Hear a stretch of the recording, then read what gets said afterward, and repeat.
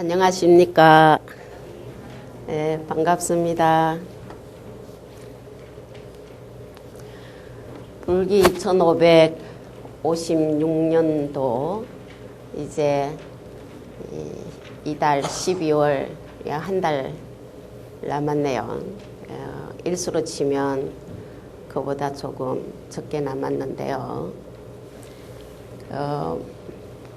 언제나 뜨는 해지만 우리가 새해를 맞이하면 또 새해가 뜨는 것처럼 느껴져서 여러 가지 새로운 계획도 세우시는데 그 세우시기 전에 한 해 동안 지나온 여러 가지 행업에 대해서 또 한번 점검하고 그에 대한 반성도 하고 하는 걸 먼저 하죠. 그래서 12월 우리 법회에 함께 공부할 경전을 원각경 말씀을 택해 주셔서 우리 정각원장 큰스님께서 저보고 같이 한번 깊이 되새기는 시간을 가져보라고 해주신 점에 대해서 매우 시의적절하게 더 감사의 말씀을 드립니다. 원각경 말씀은 우리가 원각이라고 하는 마음이죠. 그 마음을 잘 드러내서 살도록 해주는 말씀인데요. 자, 그러기 위해서는 우리가 혹시 망상하고 착각하는 그러한 부분이 있으면 이제 그것에 대해서 우리가 참여를 하고 들어가야 되는 이러한 말씀입니다.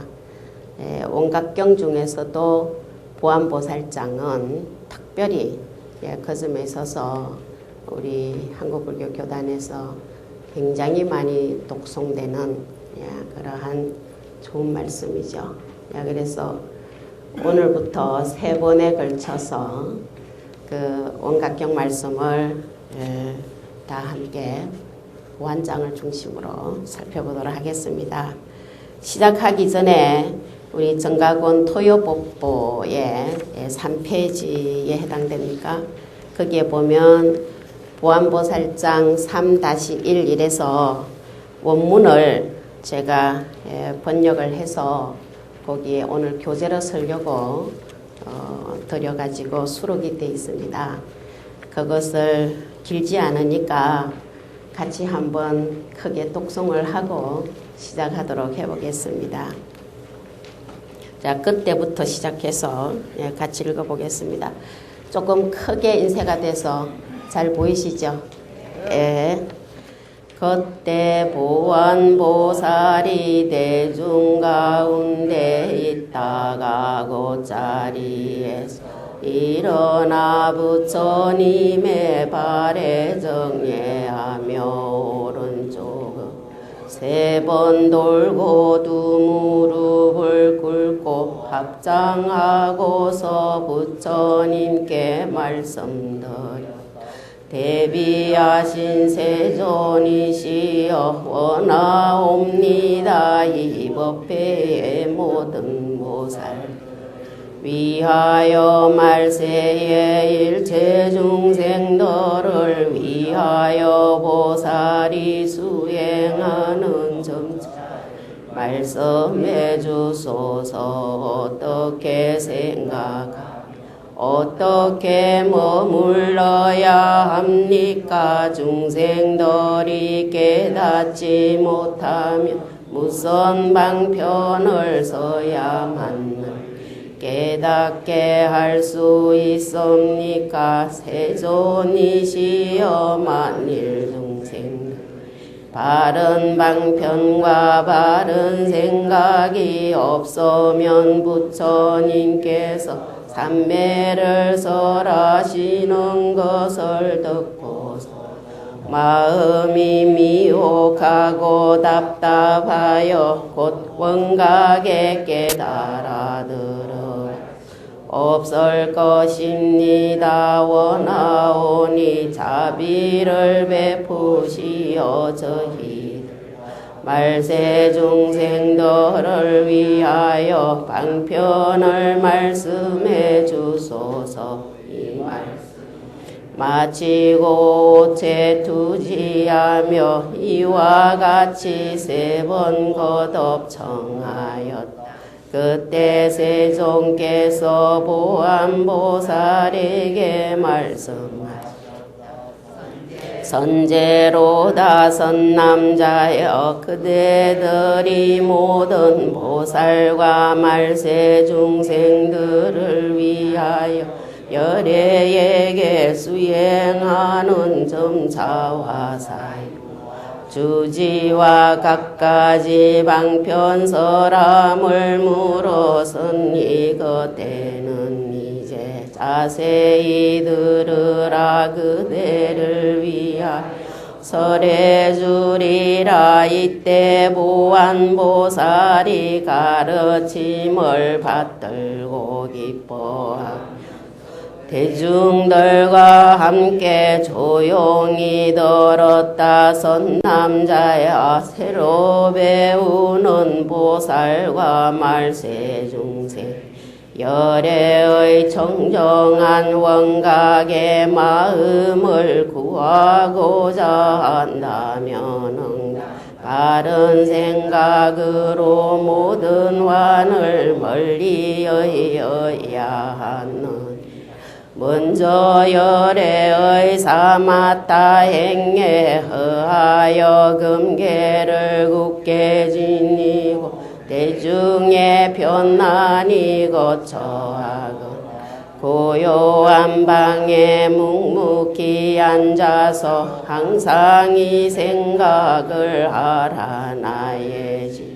이 몸은 사대로 화합된 것이다. 이른바 머리카락, 털, 손발, 치아, 가죽, 살, 힘줄, 뼈, 골수고 더러운 몸뚱이는 모두 땅으로 돌아가고 침, 콧물, 고름, 피지 점에 가래 눈물 전기대 소변은다. 물로 돌아가고 따뜻한 기운은 불로 돌아 움직이는 작용은 바람으로 돌아간다. 사대가 각각 분리되면 지금의 허망한 몸은 어디 있겠는가고 달라. 이 몸은 필경실체가 없고 화합에서 영상이 이루어진 것이 진실로 환이나 헛개비 같도다. 4가지 인연이 임시화합해서 망령 육건이 있으니 육건과 사대가 안팎으로 합쳐 이루거늘 허망하게도 인연기운이 그 가운데 사 인연의 모습이 있는 듯 하게 되니 가명으로 마음이라 하느니라. 선남자야, 이 허망한 마음 만일 육진이 없으면 있을 수 없어. 사대가 분해되면 티끌도 얻을 수 없으니 그 가운 인연과 티끌이 각각 흩어져 없어지면 마침내 반연하는 마음 볼 수 없게 되느니라. 보안보살장 내용 가운데 한 3분의 1 정도 되는 분량입니다. 오늘은 이 말씀을 깊이 함께 새겨보도록 하겠습니다. 우선 보안장에 들어가기 전에 원각경 보안장 이렇게 얘기하죠. 또는 보안보살장. 그래서 원각경에 대한 말씀을 좀 드리고 본문으로 들어가겠습니다. 그 내용은 그 왼쪽에 2페이지에 제가 간단히 메모식으로 드려놓은 말씀입니다. 원각경에 갖추어진 이 경의 제목은 대방광 원각 수다라 요의경입니다. 좀 길죠? 대방광 원각 수다라 요의경. 그래서 대방광 원각은 지금 이 경에서 말씀된 내용이고요. 수다라 요의경 하는 것은 이 대방광 원각을 담고 있는 경이다. 이 말씀입니다. 그래서 우리가 평소에 많이 쓰지 않는 내용이 처음 시작이 돼서 간단하게 좀 풀어드리고 들어갈까 하는데요. 먼저 대방광 이렇게 하면 대방광 많이 들으셨죠? 대방광 불화엄경이라고 하는 대방광 불.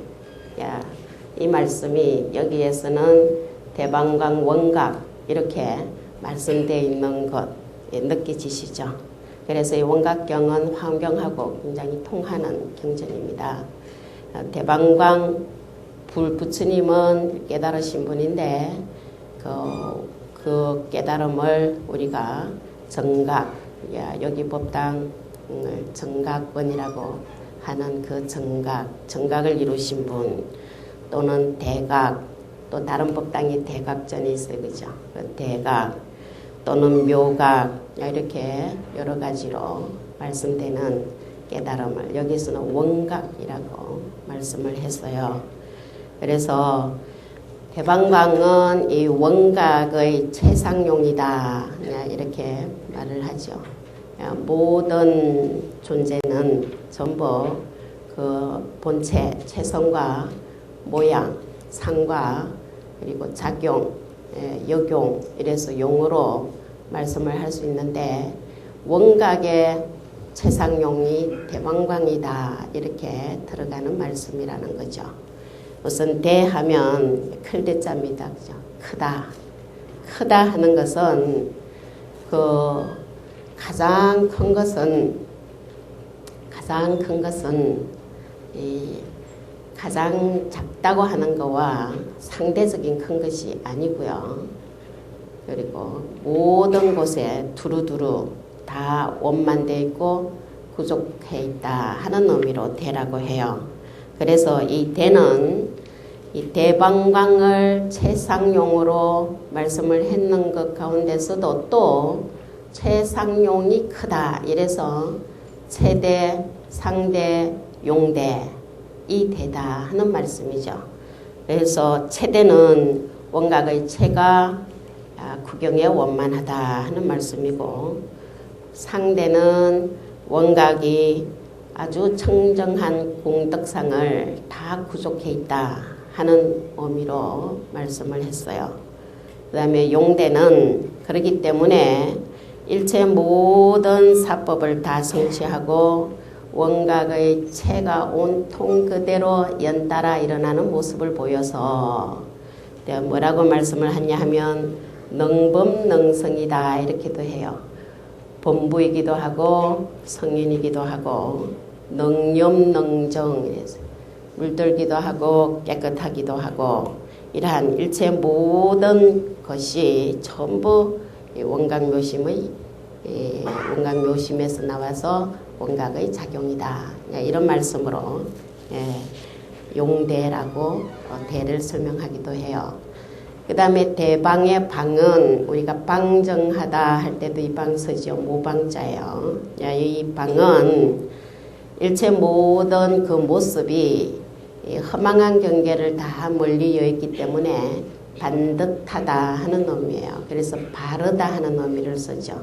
그래서 이 방은 거칠 지자 지, 일체 모든 험한 경계가 다 멀리 떠나서 지의 의미로 쓰는데 그 지가 그렇게 되면 바르다 하는 바를 정자로 말씀을 해서 방정하다 이렇게 얘기를 해요.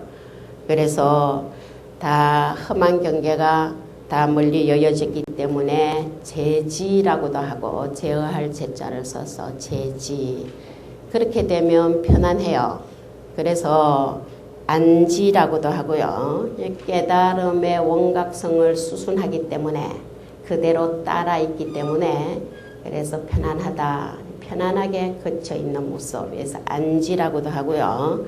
그리고 모든 이 제지 안지를 다 갖추어서 이 원각경계는 정덕함도 없고 정덕한 자도 없다 하는 의미로서 쌍지라고도 해요. 두 쌍자. 그 다음에 광은 뭐냐? 대방광 했을 때 광은 너르다 하는 거죠. 광대하다 하는 의미예요. 원각의 묘용이 광대해서 이 광대한 원각의 묘용은 우리가 자리행, 이타행, 자타불이행 이러한 자리 이타행이 광대하다 하는 의미로 그래서 전체가 평등하다.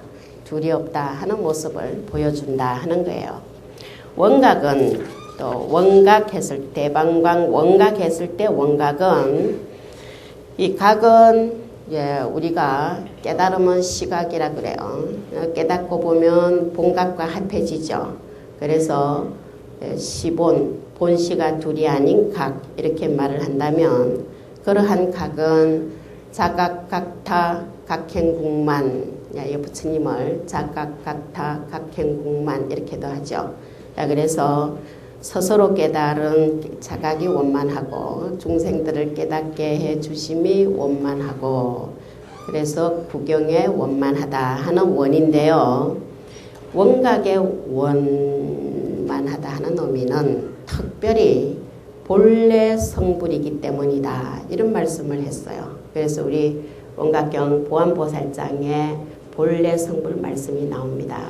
오늘 보는 말씀에는 없는데요. 본래 성불 말씀이 보안장에 나오는데 원각경의 핵심 이렇게 얘기할 때 본래 성불을 빼놓을 수 없는 말씀이에요.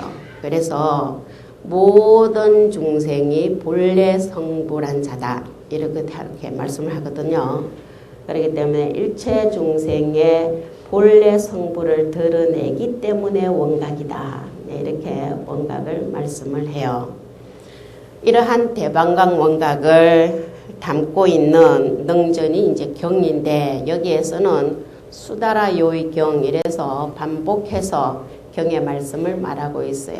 수다라는 수트라의 음사죠. 수다라만 해도 경인데 이 수트라 하면은 보통 이치에 개합한다 계리, 근기에 개합한다 계기. 그래서 이 수다라를 계경이라고도 개합하는 경이다. 이치와 근기에 다 딱 들어맞는다 하는 말씀으로 계경으로 번역을 하기도 해요. 이 수다라인데 이 원각경은 요의경이다. 이래 요의경. 요의라는 말씀은 궁극의 말씀이다 이런데요. 원각경은 대성의 궁극의 말씀이다 이러죠. 대성경전이에요. 그래서 특히 동아시아, 중국은 물론이고 한국도 이러한 대성의 원각경에 의한 수행을 굉장히 많이 반편으로 천양을 해 오기도 했습니다. 그래서 원각경은 그 스님들이 경전만 주로 공부하고 배우는 강원에서 지금 성가대학인데요. 거기에 교재로 원각경을 사용하고 있습니다. 그래서 대성의 궁극의 말씀이다 하는 게 요이고요. 그리고 경은 또 한 번 반복했죠.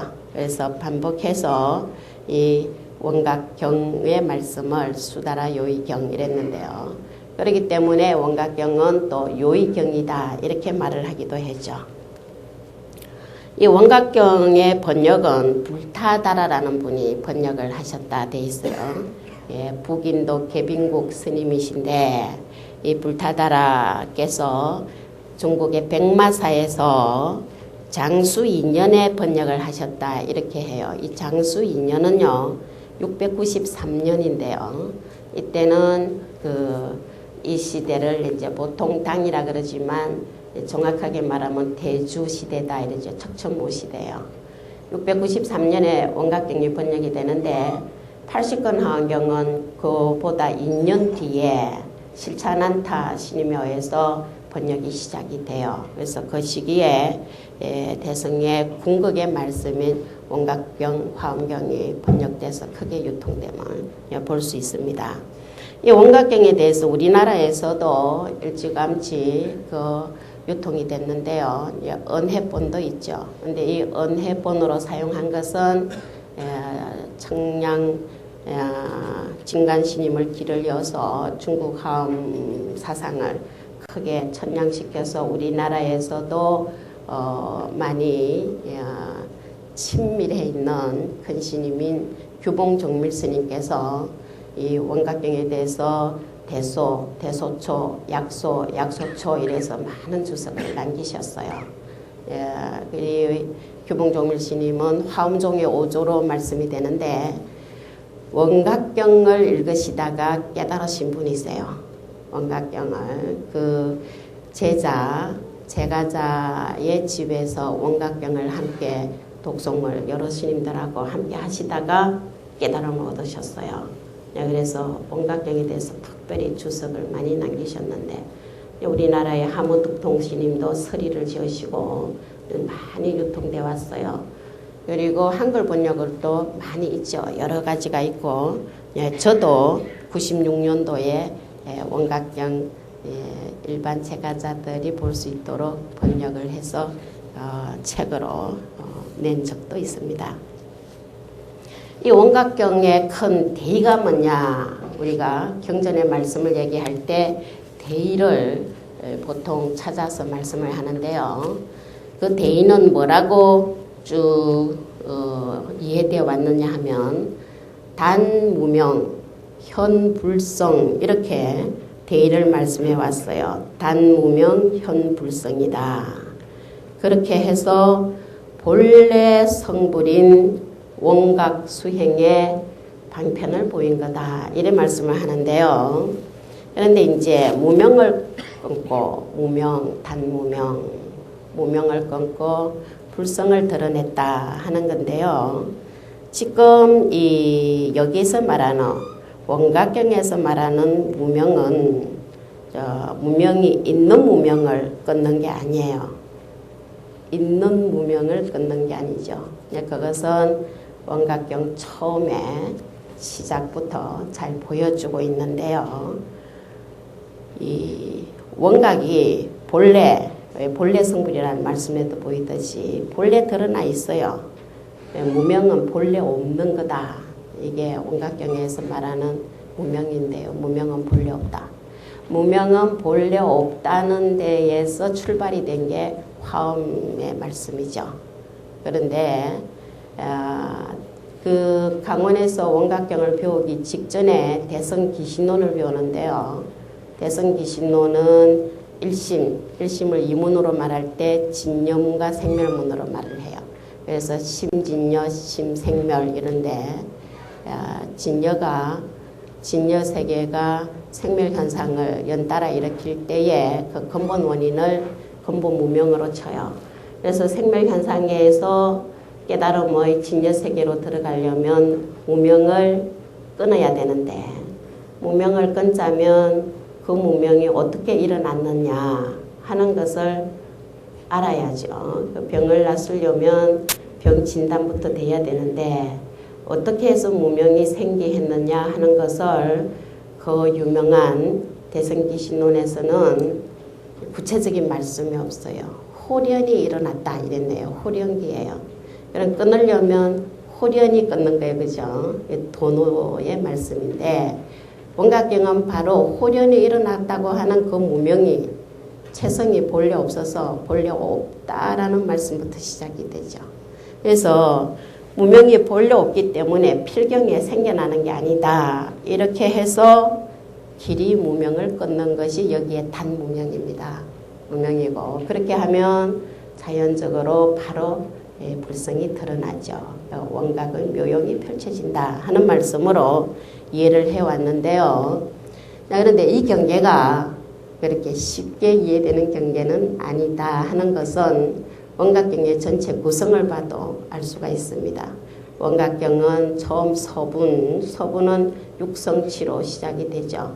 그렇게 시작을 해서 12보살장이라고 흔히 얘기하는데요. 12보살이 청주가 되어서 부처님께 청법을 하고 질문을 드려요. 거기에 대한 답이 계속 이어지는 것이 원각경 12보살장의 말씀인데요. 제일 처음에 그 청주가 되신 분은 문수보살이세요. 문수보살. 마지막에 현선수보살에 이르기까지 12보살이 계속 질문을 해 나가는 그 의미는 부처님께서 원각에 설법을 해주시고 수행의 방편을 말씀해 주셨는데 듣는 분이 우리 말세 중생을 위해서도 거기 모인 보살들하고 10만 보살 대중이 모였다 이렇게 돼 있어요. 그런데 그분들뿐만 아니라 말세 중생들을 위해서 우리들을 위해서 원각의 말씀을 해 주시는데요. 그런데 감이 잘 안 오는 말씀이다 이죠. 아직 무명을 끊지 못하면 본래 없지만 무명의 마음을 계속 쓰는 사람들에게는 이해가 빨리 안 되는 수가 있으면 계속해서 마지막까지 이해를 시키는 점차 수행을 계속 펼쳐놓는 이러한 질문을 12보살이 우리들을 대신해서 질문을 하셨다. 그래서 12보살장으로 말씀이 되는데요. 처음 시작이 이제 문수장이에요. 문수보살. 문수보살은 문수 대지죠. 대지 문수보살이 부처님께 질문을 올리기를 문수장에서는 유명한 열애의 부처님의 인지법행에 대한 질문을 드렸어요. 인과 할 적에 인입니다. 인지법행에 대해서 물었어요. 그게 무슨 말씀이냐 하면은 이 인지법행은 부처님께서 부처님 되시기 전에 그러니까 성불하시기 전에 발심을 하셨을 때 수행을 하신 그 수행법이 뭡니까 하는 질문이죠. 이 대성의 수행법입니다. 그러니까 바꿔 말하면 부처님을 뵙고 거기 모인 10만 보살 대중을 대표해서 대지문수보살이 질문을 드린 말씀이 열애의 인지법행이다 하는 말씀은 부처님께서는 어떻게 해서 부처님이 되셨습니까? 우리도 그대로 따라하고 싶습니다. 부처되게 하는 수행법을 말씀해 주십시오 하는 질문이었어요. 그러니까 우리도 다 성불하기를 발언을 하고 있는데 어떻게 하면 성불할 수 있는지 부처님께서 직접 수행하셨던 인행이 뭡니까 하는 질문이었다는 거죠. 거기에 대한 부처님의 답변의 말씀은 우리는 이제 보안장은 세 번째 장이기 때문에 첫 번째, 두 번째 장의 요지를 간단히 말씀드리고 보안장 말씀으로 우리 넘어가려고 하는데요. 거기에 부처님께서 답은 원각에 대한 답을 하셨다는 거예요. 원각.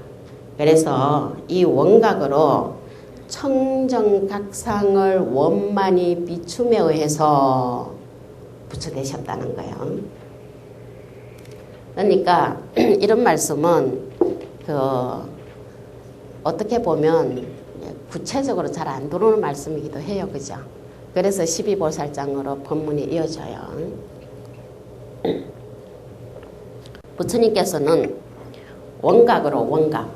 그러니까 원각경의 원각 말씀이 이어집니다. 처음부터 끝까지. 청정한 깨달음의 상, 청정각상이에요. 그것을 원조, 원만히 비춤에 의해서 무명을 끊고 성불하셨다 하는 말씀을 불도를 이뤘다 하는 말씀을 하셨어요. 그러니까 청정한 각상이 우리 중생에게도 있는 원각의 성품이 드러난 상이죠. 그것을 비춤에 의해서다 이런 말씀을 하시면서 그러면 무명이라는 게 뭐냐 하는 말씀을 계속 같이 해주십니다. 무명은 본래 없는 거다. 그랬는데 이제 이 말씀을 이제 오래 할 수는 없죠. 보안장만 해도 3번에 걸쳐서 하려면 좀 바빠요. 그래서 우리가 무명 속에서 헤매는 거는 착각 때문이다. 뭔 착각이냐 하니까 원각이 본래 원각성을 갖추고 있는데도 불구하고 착각을 해요. 뭐 어떻게 착각했냐 하니까 사대로 이루어진 인연으로 4대 지수화풍 4대로 이루어진 이 모습을 자기 몸이라 생각하고 또 우리가 살아간다는 게 육건, 육진의 화합에 의해서 육식이 발생하는 것을 마음속으로 산다고 그래요. 그것을 육진의 그림자를 마음이라고 착각했기 때문에 무명에 떨어져 있다. 그래서 유명한 공화, 허공꽃으로 말씀을 해요. 또는 제2월이라고도 하죠. 달이 하나인데 눈을 비비고 보면 어른어른한 게 보이듯이 눈병이 나면 두 번째 달이 보인다. 무명은 본래 없는 거다. 그거를 확실히 깨닫게 된다 하는 말씀을 하셨어요. 그런데 그러면 이제 부처님 말씀은 끝났죠. 부처님께서 하신 대로 우리가 청적각상을 원만히 비추기만 하면 되는데 무명은 본래 없는 거니까. 그런데 말세중생의 입장에서 그게 감이 잘 안 와서 그 다음에 보현보살이 수행법을 다시 질문을 하세요. 질문을 해 주십니다. 그러면 원각의 청정한 경계를 우리가 들었는데 어떻게 수행을 해야 됩니까? 하는 질문을 하죠. 그래서 원각의 수행법을 질문을 하셨다 이랬어요. 그래서 이것을 우리가 전통적으로 얘기를 할 때 문수보살은 천진을 요달했고 보현보살은 연기를 밝혔다 이렇게 말씀을 해요. 그래서 보현명연기다. 수행법은 연기법이에요. 차제법으로 말씀을 했어요. 그러니까 그 원각의 청정한 경계를 우리가 지금 들었는데 우리가 그럼 어떻게 닦아야 됩니까? 하는 말씀이죠. 거기에 대한 부처님의 말씀이 뭐라고 하시냐면 간단히 말하면 환인 줄 알면 된다. 지환이에요. 지환. 환인 줄 알면 된다. 4대로 이루어진 이 몸 그리고 육진의 그림자인 이 마음이라고 하는 게 다 환이다. 헛개비다. 그것만 알면 된다. 하는 말씀을 하셨네요. 그러니까 모든 중생들이 느끼고 보고 듣고 생각하고 하는 일체 모든 것이 환환대 허공꽃이에요. 그런데 이것 자체가 열의 원각 미묘한 마음에서 났다. 그것은 허공꽃은 허공에서 생긴 거니까 허공꽃이 환인 줄 알면 허공이 그대로 드러나는 거다. 이거 아니에요. 그러니까 원각의 수행법은 지환이에요. 환인 줄 알기만 하면 된다 이거죠. 그러니까 허공꽃이 본래 있는 게 아닌 줄 알면 허공을 볼 수 있다 이거죠. 허공의 청정한 경계는 못 보고 자기가 환희로 착각한 것만 보고 있으니까 원각의 경계를 못 보죠. 그래서 환희묘라면 각이 원만해서 원각이다 이랬네요. 자, 그것을 우리가 더 원각의 수행법이 뭐냐 했을 때 갖추어서 어떻게 유명한 말씀으로 전해지고 있느냐 하면은요. 지환정리 환인 줄 알면 곧 여인지라 부작방편이다. 방편을 짓지 않는다. 이랬네요. 원각의 수행법은 방편을 안 지어도 돼. 환인 줄 알면 되기 때문에. 환인 줄 알면 착각인 줄 알면 없는 거예요. 그래서 지환정리다. 환인 줄 알면 곧 여였어. 환을 다 여였어요. 그러니까 방편을 짓지 않고 리환적각이라. 환을 여이면 곧 깨달음이라 영무점차다. 또한 점차도 없다. 이랬어요. 굉장히 쉽죠. 뭘 많이 할 거 없네요. 뭘 열심히 할 게 없네요. 그죠? 그러니까 지환정리라 부작방편이요 리환적각이라 영무점차다. 유명한 원각경의 수행법입니다. 자, 이것을 밝혀주셨어요. 그럼 다 끝나고 깨달아야 되는데, 그죠? 원각의 묘용이 이제 막 펼쳐져야 될 거 아니에요. 그런데 보니까 좀 지금도 설렁하네요. 이게 확 안 들어올 수가 있어요. 그래서 구체적인 방편을 좀 말씀해 주십시오라고 보안보살이 다시 한번 청을 올리죠. 그 말씀이 우리가 오늘 읽은 보안장 말씀이에요. 자, 그래서 이 보안장의 말씀에서 탁 깨달으시면 상근기라고 그래요. 근기가 수승한 분이 그나마 또 보안장에서 깨닫는다. 만약에 여기서도 못 깨달으면 이제 쭉 마지막까지 12번째 현선수 보살 말씀으로 열심히 수행하면 원각묘용을 펼칠 수 있다. 이렇게 나가는 거거든요. 그래서 상당히 수승한 말씀입니다. 이래요. 그런데 이러한 그 원각경계를 보안장에서 어떻게 말씀을 하고 있는가 하는 것을 우리가 구체적으로 한번 들여다보기로 하겠습니다. 어떻게 그러면 보안장에서는 보안보살님은 이러한 원각에 좀 더 그래도 우리가 다가가기 쉬운 말씀으로 수행점차를 말씀해주고 주시도록 청하고 있는지, 그리고 어떻게 말씀을 해주시는지를 자세히 들여다보기를 하십시다. 그동안 수행이 많이 되신 분은요, 설명이 필요 없죠. 보시면 금방 깨달으실 거예요. 그것은 우리가 일을 해봐도요, 어떤 일이든지 보면 아는 분이 있어요. 예를 들어 음식을 잘 만드시는 분은 먹어보면 어떻게 만들었고 어떤 재료가 들어간지 금방 아시고 그대로 해내기도 해요. 그죠? 근데 모르는 분은 처음부터 가르쳐야 돼요. 뜨개질 같은 것도 보면 본인이 뜨지 않았는데 더 좋은 뜨개질 해놓은 거를 딱 보면, 그래서 왜 잡지 같은 데서도 많이 보여주죠. 보면 이거는 이렇게 했구나 하고 또 금방 해내시더라고, 잘하는 분은. 근데 저 같은 경우는 가르쳐주도 못하거든요.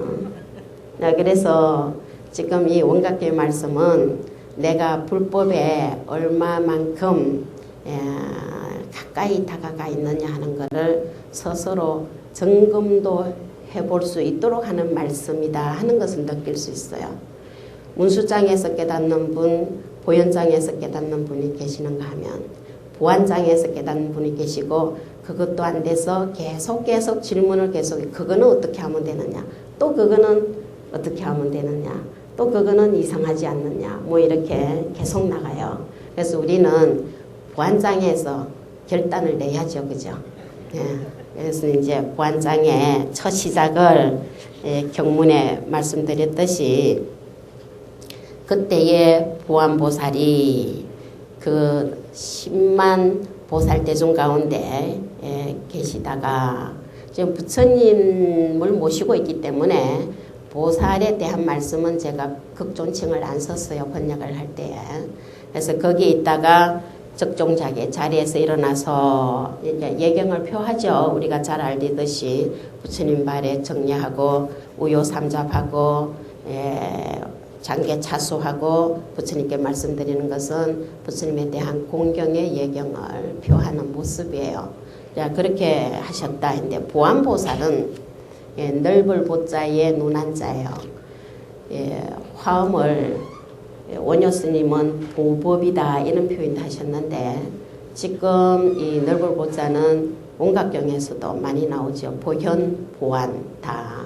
이 넓다라는 의미가 대방광할 때 대의 체성이 두루원만하다, 변만하다 하는 것을 말씀드렸는데요. 그거하고 다르지 않는 모습이에요.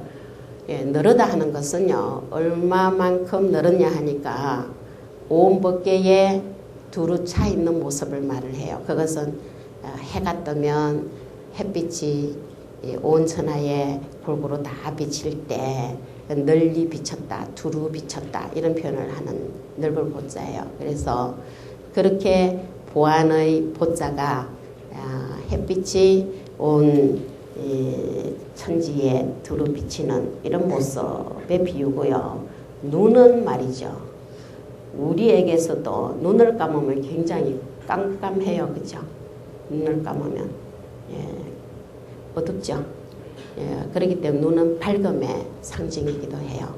그래서 이 밝은 눈, 햇빛이 두루 비치듯이 지혜와 자비가 원망 부족하신 분, 이런 의미를 보안이라는 의미로 우리가 해석을 해요. 보안의 의미로. 아마 분명을 받으실 때 보안이라는 본명을 받은 분도 계실 텐데요. 보안거사. 그때는 또 어떤 의미로 주셨는지는 계사스님한테서 들으셔야 되겠지만 보안보살의 보안을 일반적으로 그렇게 얘기를 해요.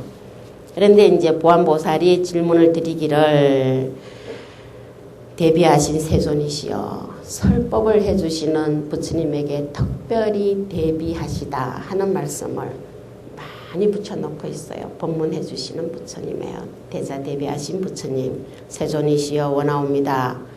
이 법회의 모든 보살들을 위해서 여기 모인 모든 보살들을 위해서 그러죠. 첫째로 이 보안장의 말씀을 또 뒤에 반복해서 들을 수 있는 기회가 있을 수도 있겠지만 일단 이 법회에 모인 분 중심으로 법문을 해드리는 거니까 마찬가지예요. 이 법회의 보살들을 위해서 또 뿐만 아니라 말세의 일체 중생들을 위해서 보살이 수행하는 점차를 말씀해 주십시오 하고 질문을 드렸어요.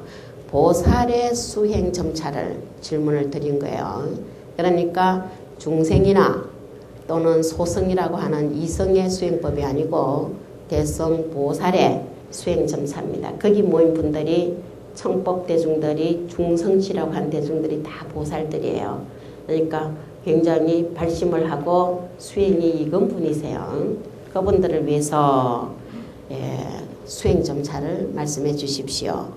어떻게 생각하며 사유, 어떻게 머물러야 합니까? 주지. 이래서 수행의 점차를 사유와 주지로 말씀을 했는데요. 또 중생들이 깨닫지 못하면 무슨 방편을 서야 널리 깨닫게 할 수 있습니까? 이래서 수행의 방편에 대한 말씀을 했다 하는 거죠. 자, 그래서 제가 시간을 전체 화엄경의 원각경의 해제에 대한 말씀 드리느라 시간을 많이 제가 섰기 때문에 이것을 읽어가지 않고 설명으로 해드리겠어요. 우리가 내용은 한번 읽었으니까. 그래서 중생들이 바른 방편, 정방편, 바른 사유, 정사유가 없으면 부처님께서 이러한 원각의 여환삼매를 앞에서 환과 같다 말씀했잖아요. 그걸 여환삼매, 환같은 삼매로 말씀을 하죠. 말씀을 하셔도 우리가 미민하다, 아주 미혹하고 답답해서 알아듣지 못할 것이다. 못 알아듣는다는 말씀은 원각에 깨달아 들어갈 수 없을 것이다. 이 말씀이죠. 그렇기 때문에 우리들과 말세 중생들을 위해서 이 부안보살도 말세 중생들을 위해서 청법을 해 주셨기 때문에 지금 우리가 원각의 말씀으로 깨달아 들어갈 수 있다라고 하는 것을 확실히 믿으시고 이제 하셔야 되는 부분인데요. 그래서 우리들을 위해서 말세 중생들을 위해서 방편을 말씀해 주소서 이랬는데 거기에 말씀해 주신다는 걸 가설이라고 표현을 썼어요. 가설. 임시로 가짜는 거짓가 이러는데요. 임시로 이 말씀은 방편을 빌려서 이 말씀은 빌려가지고 이 말이에요. 그러니까 말세 중생들에게 딱 알맞게 방편을 좀 말씀해 주십시오. 앞에서 그래서 점차도 없고 방편도 없다 그랬는데 그래도 말씀해 주십시오 이거 아니에요. 그래서 여기에 가설이라는 표현을 썼어요. 그래서 삼청을 하죠. 삼청. 그러니까 다시 한번 말씀드리면 문수보살이 부처님의 깨달음에 대한 오도의 말씀을 듣게 해주셨고 보현보살이 원각의 수행법을 듣게 해주셨는데 지금 보안보살이 다시 한번 수행의 방편에 대한 질문을 드린 거예요. 그러니까 이 보안장에서는 특별히 그 수행을 일으키는 방편으로 감법의 말씀이 나오는 내용을 우리가 볼 수 있어요. 관하라 하는 말씀이죠. 그것이 이제 사유주지인데요. 어떻게 하느냐 하니까 부처님께서 거기에 대한 답을 해주시죠. 이러한 질문에 대한 칭찬을 해주십니다. 선제선제로다. 모르면 질문도 못해요.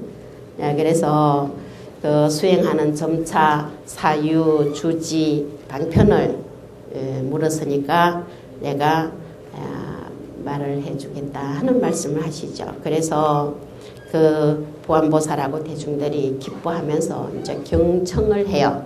지금부터 원각의 수행 방편 점차에 대한 말씀이 이제 되는데요.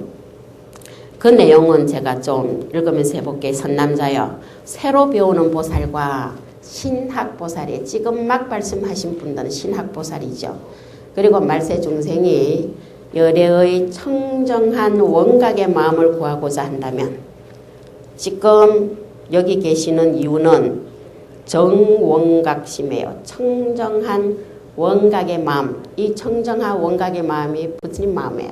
그러니까 열애의 청정한 원각의 마음을 구하고자 한다면 자, 이런 분들에게 딱 맞는 방편점차예요. 청정한 원각의 마음을 구하고자 한다면 응당 바른 생각으로 정념의 정념으로 모든 환을 멀리 여야 하느니라. 그래서 응당 정념 원리 제한 이랬네요.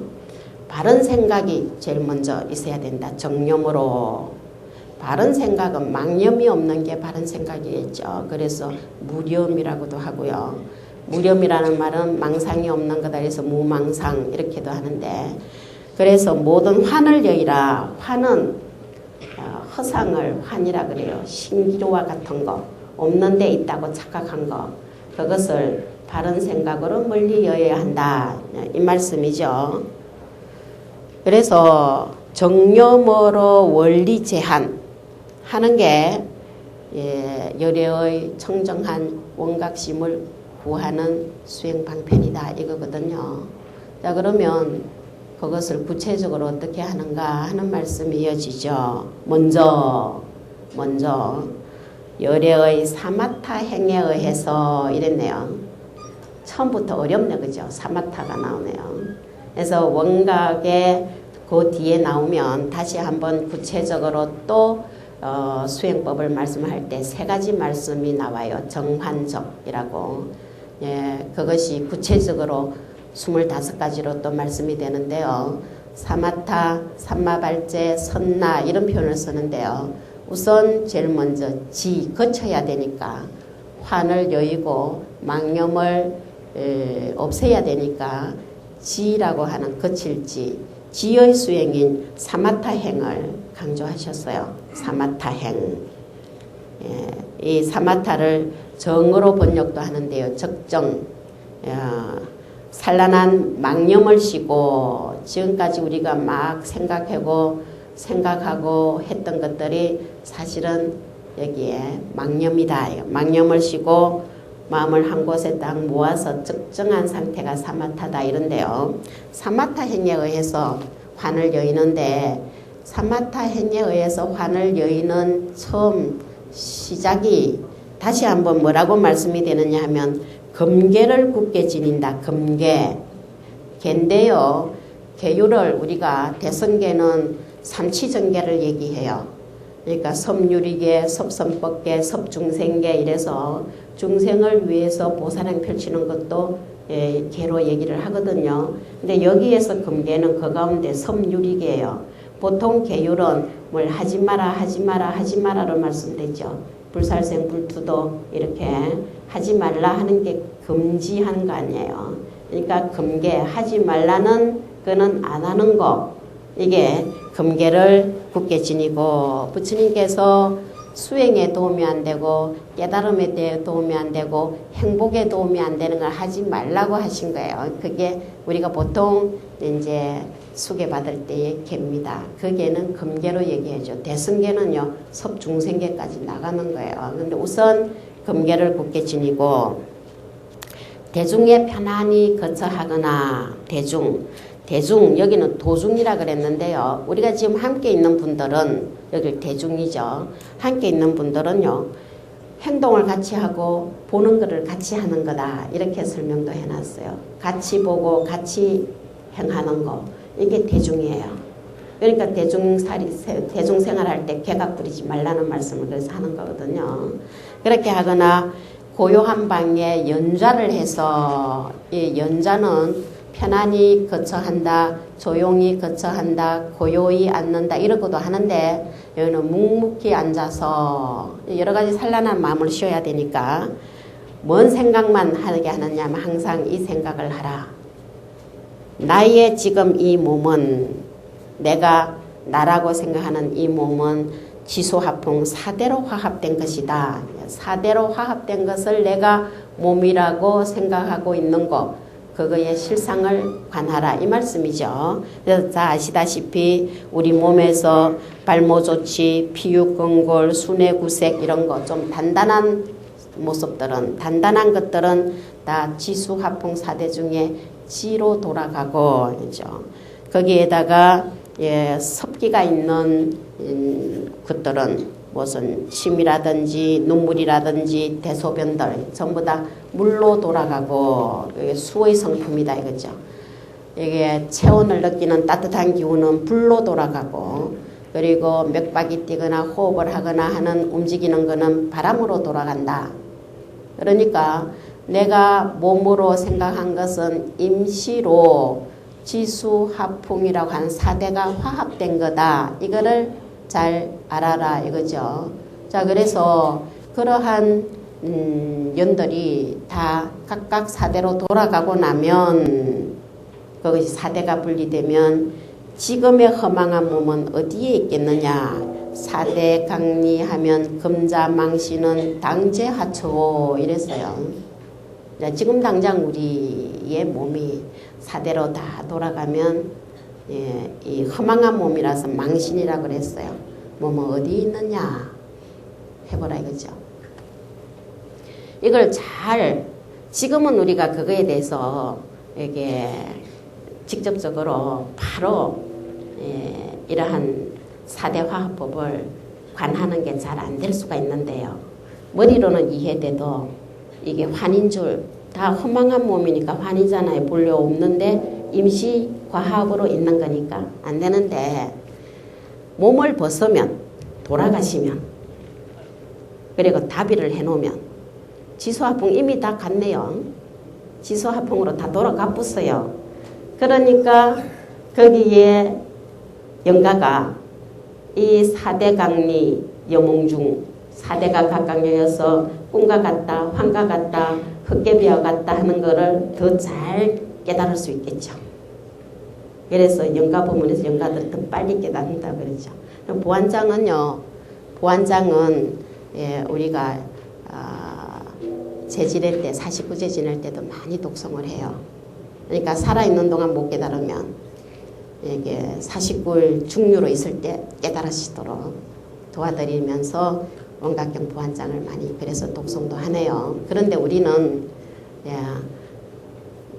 이게 나중에 시간의 연을 빌어서 어쩔 수 없이 각각 다 돌아가기 전에 깨달아야 그죠? 되지 않겠어요. 지금 이 자리에서 당장 4대가 각각 분리되면 4대 강리하면 금자망신은 지금의 이 허망한 몸은 당제하초 어디 있는가 이것을 관하라는 거죠. 그래서 이 보안장은 관법의 수행법입니다. 그래서 어떻게 하냐 적지 알게 되는데 그거를 곧 알라라고도 했는데요. 이 몸은 필경 실체가 없거늘 화합해서 4대가 가합해서 이 영상이 이루어졌다. 그림자다 이거죠. 그래서 뭐와 같으냐니까 화합해서 임시로 이루어진 이 몸은 실동환화로다. 환화와 같다. 환이나 헛개비와 같다. 이거죠. 다시 한번 말을 하면 지소화풍 네 가지 인연이 임시화합해서 허망되게 망령되이라는 말은요. 오래 가지 않기 때문에 무상하기 때문에 허망하다라 얘기해요. 내가 잡았는가 싶은데 사라져 가쁘다. 다 허망하다 얘기하죠. 영화도 허망되고 젊음도 허망하고 가졌다고 생각한 게 다 허망하고 하는 게 먼저 나에 대한 착각 때문에 고통을 느끼게 되는데요. 4대가 화합했기 때문에 육건이 있어 우리가 생각하는 인식기관이라고 하는 안이비설신의건. 이렇게 말씀드리면 반야신경에서 네 말씀했네요. 무안이비설신의. 그리고 무색성향미촉법. 육진도 없다.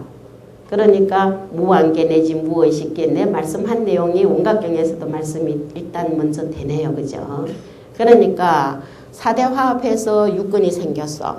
그러니까 이 육근이 반연하는 육진도 다 허망한데 육근과 육진이 만나가지고 생긴 게 마음이라고 우리가 보는 거예요. 육식이에요. 아니비설 신의식. 그거를 우리가 평소에는 내 마음이라고 생각한다는 거예요. 그러니까 육진이 없으면 4대가 화합되면 허망한 마음이라고 생각하는 이 심식도 없어지네요. 근데 그거에 매달려서 평소에 살아가는 마음이 그거다 이거죠. 원각의 마음으로 사는 게 아니고. 그래서 일단 착각한 것을 먼저 바로 알아야 되기 때문에 이 말씀을 해놓은 거죠. 그래서 여기에서 하신 말씀이 네 가지 인연이 임시로 화합해서 허망하게 망명된 육근이 있으니 육근과 4대가 중계로 안팎으로 합쳐서 이루어졌어. 그래서 합치면 인연 기운이 쌓여가지고 인연의 모습이 있는 듯하게 느껴진다는 거예요. 그거를 임시로 가명으로 마음이라 했다. 이걸 우리 육식이라고 그러잖아요. 그러니까 육식의 마음이라는 게 인연 화합에 의해서 임시로 있은 거다. 그러니까 몸도 4대 화합이고 마음도 육근에 의해서 대상을 반연해서 그 대상조차도 이러한 마음의 허망한 마음의 기운 때문에 나타난 거지만 이랬어요. 이 말씀은 문수장에서도 하셨는데 한 번 더 구체적인 수행 방법으로 말씀이 되고 있네요. 그래서 선남자여 이 허망한 마음은 내가 내 마음이라고 내 마음을 그렇게 소중히 여기는 그것이 허망한 줄 일단 알아라. 그거는요. 인연법에 의해서 생겼지. 인연이 흩어지면 없는 거예요. 그렇기 때문에 늘상 강조하는 게 무엇 때문에 내가 행복하다 하는 거는 그 무엇이 없어지면 없어지죠.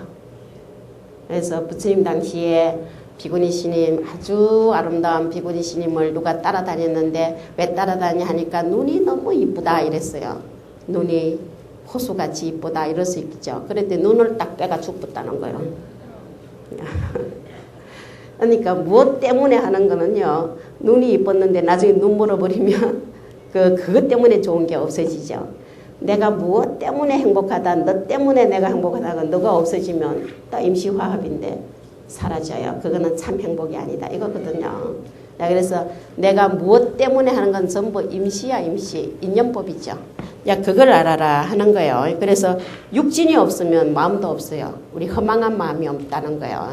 원각이 없다는 게 아니에요, 지금. 그러니까 착각하고 있는 것부터 일단 바로 알아야 되니까. 그래서 새 계획을 세우려면 지금까지 내가 살아온 거에 대해서 한번 점검을 해봐야 되잖아요. 내가 평소에 나다, 내 마음이다 이렇게 한 것들이 사실은 전부 환인 줄 알아라 하는 거예요. 이거는 왜냐하면은 4대와 육진이 임시 화합해서 생겨난 거였기 때문에 그것에 의해서 생겨난 반연한 마음도 볼 수 없다. 이거 아니에요. 그래서 거기에 마지막 구절은 인연과 띠거리 4대와 육진이 각각 흩어져 없어지면 마침내 반연하는 마음, 연심이요. 반연하는 마음이 우리가 육식이에요.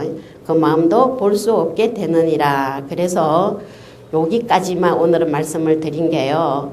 일단 내가 내 몸과 마음이라고 하는 신과 심이라고 하는 것들이 임시과학된 환이다 하는 걸 먼저 알아라 하는 마음이죠. 그래서 우리가 장엄연불 할 때도 어떤 말씀이 나오느냐 하면 사대강리 여몽중이며 사대가 각각 흩어지니 꿈과 같고 육진 심식 본래공이라 육진의 심식이 마음이 본래공하더라 이거죠.